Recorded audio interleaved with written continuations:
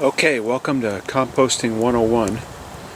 So, as you can see, I have purchased one of the out-of-the-box type composters. I don't remember where I got it from, but it basically is on a hinge so it can spin.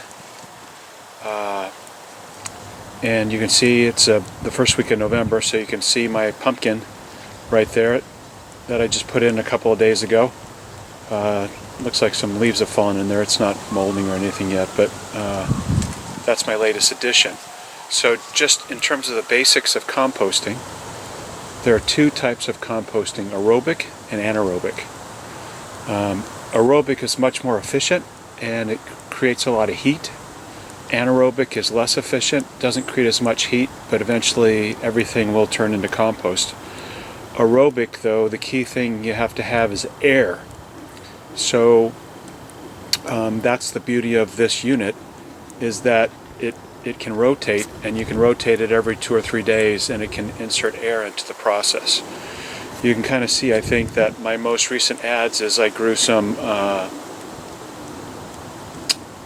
butternut squash in my garden, and I just tore that out and put it out. Over the summer, I've been adding some clippings, some yard, weeds, all kinds of different things. Sometimes if you put things that have seeds in it, it can create problems. You just got to make sure if you do have seeds in it that you compost it properly so the heat gets hot enough to kill any of the seeds.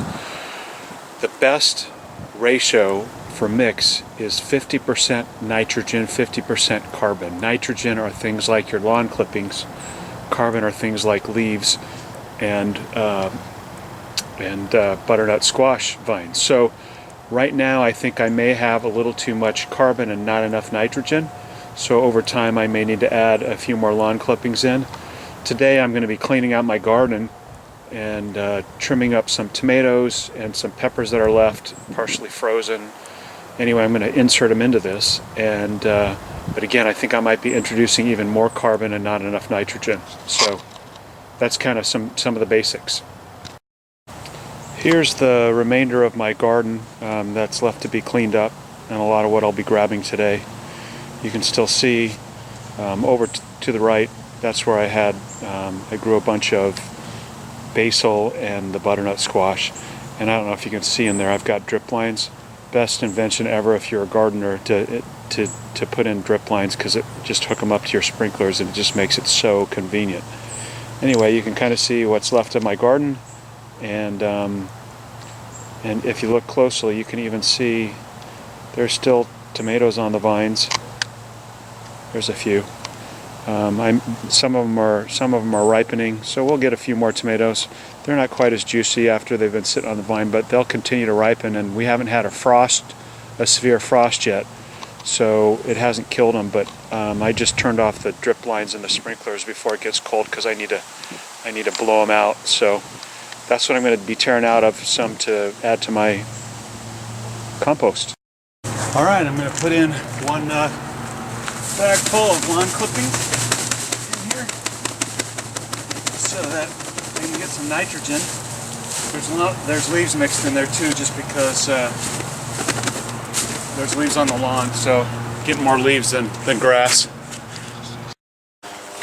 Okay, I'm going to add another catcher of grass mixed in with some leaves that are on the grass.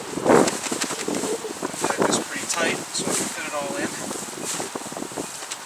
And this stuff's pretty amazing. I mean, it composts literally almost down to nothing. So if you want to keep it going and full, and tuck it in the sides here.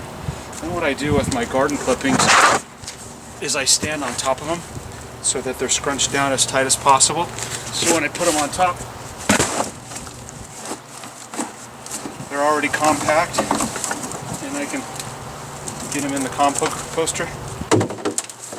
I may have been a little optimistic today, but I'm going to get them in here. Tuck them all in. Yeah, you'll be surprised. If you like jalapenos, got a few still on the vine, but I can't eat anymore. So You set it up. It's probably better to leave a little bit of space in just so it has more air. Air is always good. But it's not going to be the case this week. So just shut it all down. And then there's an unlock. And you can kind of, this is how they get air. So all this will be, I'm going to be adding more over the next several weeks because I still have a lot left in my garden. So as this kind of shrinks down, I'll add more.